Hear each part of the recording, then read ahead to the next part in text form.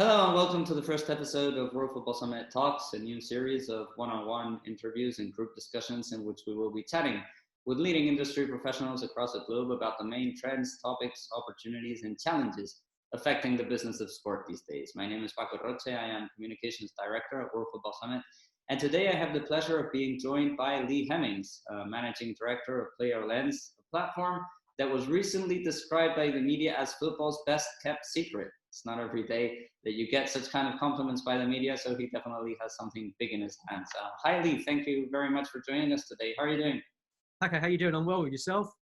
Good. Everything fine in Madrid, or at least all the fine that it can get in this new normal. Obviously, very marked by the COVID-19 pandemic. Lee Hemmings quit a very successful career in banking a few years ago because he had the feeling that there was room and business potential in further disrupting the football industry through technology. And that's exactly what you're doing. You and your team are doing right now with Player Lens, a platform that, as we are going to see during this chat, is absolutely revolutionizing the football transfer market. Lee, first of all, can you please explain what Player Lens is and how it works? Because it's been described as the LinkedIn of football, which is, I'd say, a fairly accurate description, but it can also be compared in some ways to platforms like Airbnb or Uber. And I'd even say to some football managers, given the great amount of data and also video footage that you provide, right? Yeah, that's right. I think, well, thank you again. I think the LinkedIn in football is one that we like to hear. So the LinkedIn would actually provide the connectivity to clubs, players and intermediaries so they can all communicate seamlessly in the market with the effect of trying to find the right transfers for players. But then what we do is we bolt along onside that the ability for clubs, players and agents to make evaluations for the players. So we work with a number of data providers and analytic companies to enhance the experience for everyone to find a player and evaluate the player all in the one platform. And that includes advanced analytics and videos as well. Lee, the football transfer market is huge, and it goes far beyond the big transfers, the Neymars and Mbappés and the Hazards of the big clubs that the most of us hear about. In fact, over 25,000 transfers are made every year, if I'm not wrong. And with fees rocketing in recent years and the market expanding to new regions like Asia or the USA, for example, operations were pretty much handled in the same way that they were decades ago, right? With a lot of phone calls and physical meetings. Is that why, of all the areas of the football business, you decided to enter the football transfer market? Yeah, I think that's definitely, Paco. That's one of the problems we're solving, is bringing that global communication and the global ability for people to speak to one another, regardless where you are in the world. I think the initial reason, or what intrigued me about it, was if I relate back to my career in banking, and I was a stockbroker, was how that industry changed with the introduction of the internet and bringing that efficiency in the market, which was meaning that people could deal more efficiently, whether it's with their local neighbors or someone foreign, and get more information, and also driving down fees. As we know, there's a lot spoke about how much fees are taken in the football market, and the additional communication and the additional efficiency will naturally drive down fees, and that was the idea to try and solve that problem. This platform, as you've been explaining, it's conceived obviously to be a tool for clubs, players, and also agents. In fact, I believe Pep Guardiola has somehow shown keen interest in what you're doing at Player Lens. But Lee, it also allows clubs and players to actually market themselves, right? Cutting out the middleman. So I'm curious, to what extent can a tool like Player Lens actually be a game changer for the transfer market in terms of affecting those millions of euros that are spent every year in agent commissions, and which, well, you know, we are well aware of that governing bodies like FIFA are very concerned about. Yeah, sure. So let's break that down. So if we look at, you know, where Pep Guardiola has been influential in our business, you know, obviously Perry wears two hats. He wears one as a football club owner and one as an agent. And he was in need of a product like this to support both his businesses. He needed that communication tool as his businesses were growing, and he was looking to be more selective in the transfer market. So when we spoke to him about it as a potential customer, he was like, yeah, great, let me help you guys to try and find the right solutions to find a product that's something like I would use, wearing my role as an agent or as in a role as a club. So that was the first bit. The other bit we wanted to challenge was, obviously, I think you said about the about having players, agents, and intermediaries, and I think we've answered a little bit about that. Where we found a hole in the market this summer was there's a lot of players that have been released by clubs because of the pandemic, where they've reduced their wage bill. So allowing players to advertise themselves has allowed them to go into that pool of players that we spoke about, to be potentially seen by clubs that are looking to recruit players. Now, this solves two problems. It finds a job for someone out of work, but it also finds a player for a club that has a relatively low budget and can't afford transfer fees in the current environment. In relation to the reduction of fees, which companies or organisations like FIFA might be scared about, I think that what you'll find is, let's take away football. Let's look at efficiencies in a market. If you bring efficiencies to a market and make business easier to do, then the need to charge exponential amounts for that comes down. So, and what we do at PlayerLens is we're connecting, as we said, thousands of players, thousands of agents, or hundreds of agents and hundreds of clubs, and we can do that efficiently on one platform. So therefore, our need to charge money that someone might do to do it manually is obviously a lot less. So it naturally brings that fee pool down, or that fee down. And how many footballers are currently listed on your platforms, and how many clubs and agents are you working with right now, Lee? Yep, sure. So right now, I mean, obviously it's October, November, so it's relatively quiet in the transfer window, although the market shifted in terms of timings because of the virus and the global pandemic.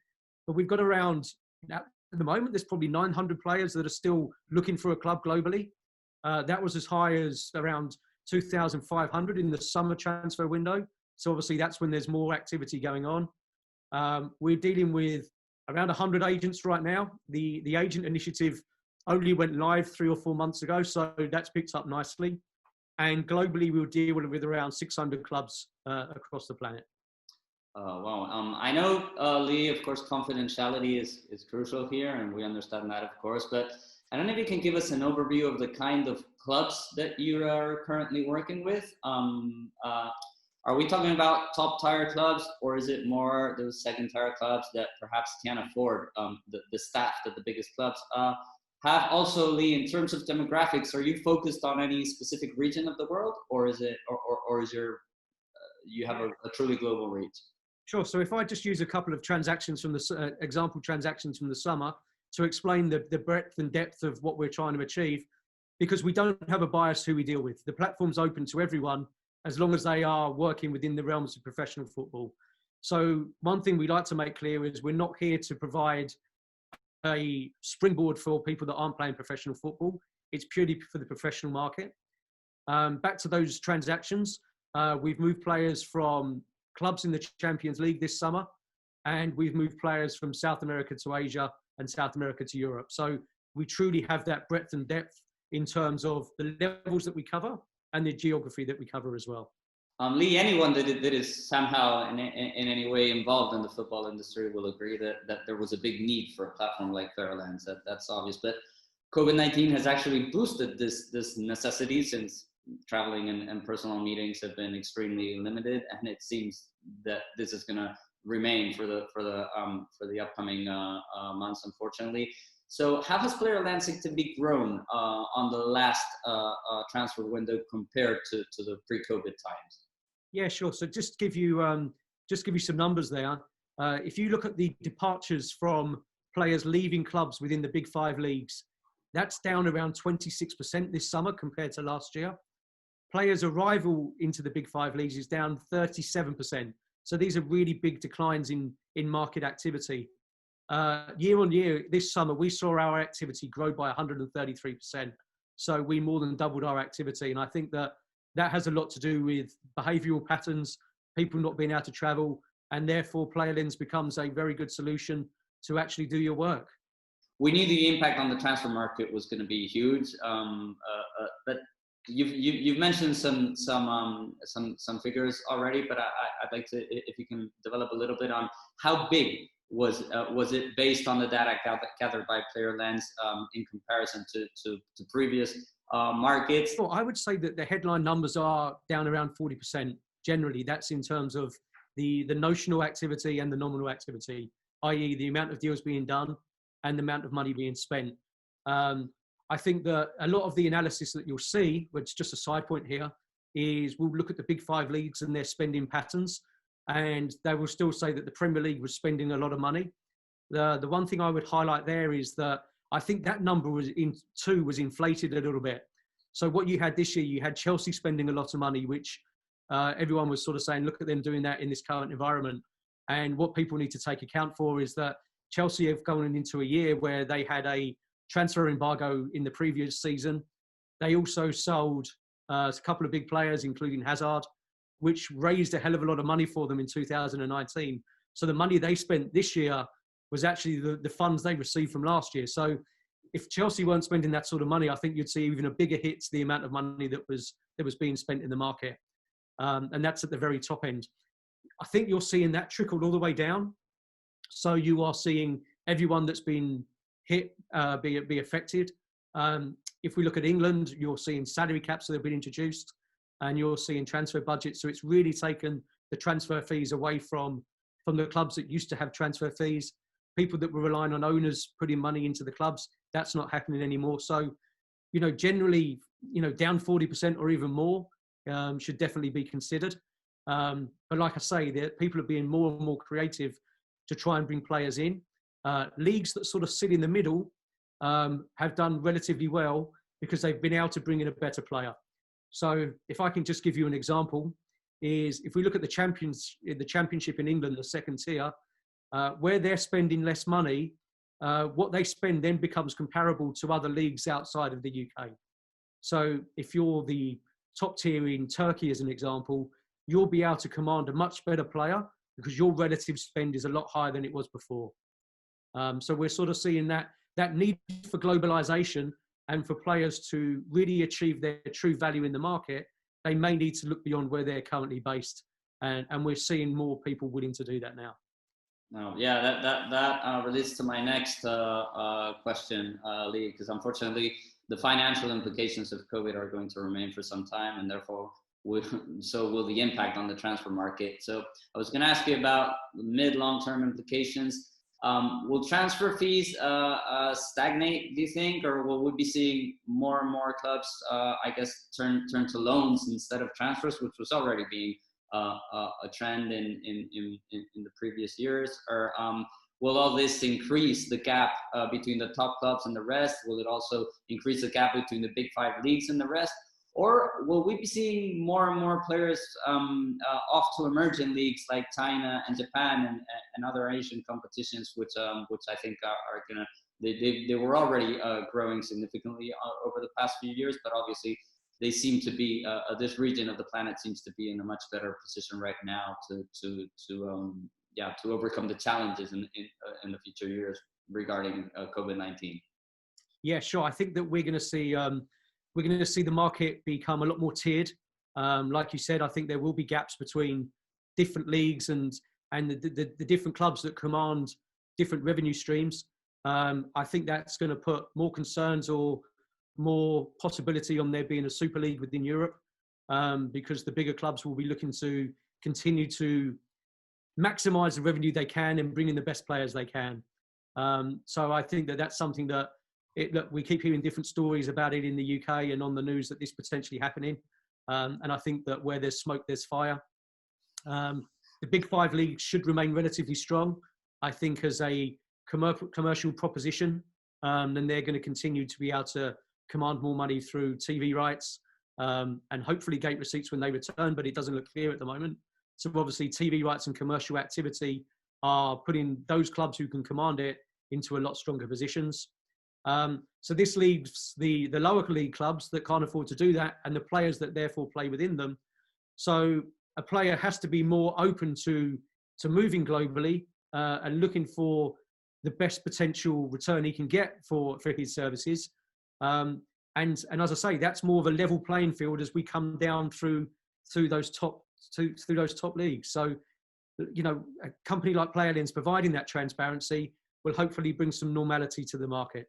Before we finish, Lee, can you talk about your plans and the plans of PlayerLens plans for the future? Because as a technology platform, I suppose you're always working on developing new features. Is there anything that you can anticipate? Yeah, I guess our initial plan is to, with the momentum that we've got at the moment is to make sure that we capitalize on it. Like I say, is that we'd like to get that 600 plus clubs up and get it more global. I think we're active around 50 countries, but we'd like to see that expand. And where we've got some patchy coverage in a few countries, we'd like to see more participation within those countries. So that's our initial plan.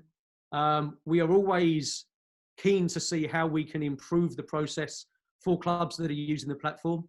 So if there are new tools or new ideas out there to aid in the evaluation process, then we would like to be part of that and stay on the cutting edge of that. In relation to other sports, I think it's a little more tricky because in football you do have this unique global market where players are moving globally, and there aren't as many sports like that around the rest of the world. I think what we're going to see, which is more relevant in the near-term future, is the women's game and the activity that we see on PlayerLens in the women's game becoming more predominant and more active, and that's something we're ready for. Absolutely. Okay, Lee. Well, thank you very much for your time. It's been really interesting to know more about PlayerLens and those figures that you've mentioned about the latest transfer market. Really interesting. Well, what I would say is obviously thank you to you guys. And it was, a few years ago now, which was the first edition of the World Football Summit, where we participated in the Startup Challenge, where PlayerLens really sort of got its name on the international map. So we'll thank you for that. We're glad we've kept the relationship with the World Football Summit going, and we look forward to actually, having it back in the real world soon and catching up in person. Absolutely. We really hope. We're looking forward. Unfortunately, as you know, World Football Summit had four physical events scheduled for this year. We were forced to cancel all four of them, but we're looking forward, hopefully, to getting the industry back together in a physical, in the real world. We're doing it very successfully in the digital world, and of course those platforms are really needed, because obviously the industry leaders have the need to come together now more than ever. But we are really looking forward to getting people back together and shaking hands sometime soon in the real world. And we definitely hope to have you guys there along with us next year at least. So thank you very much. Thanks, Paco. See you soon.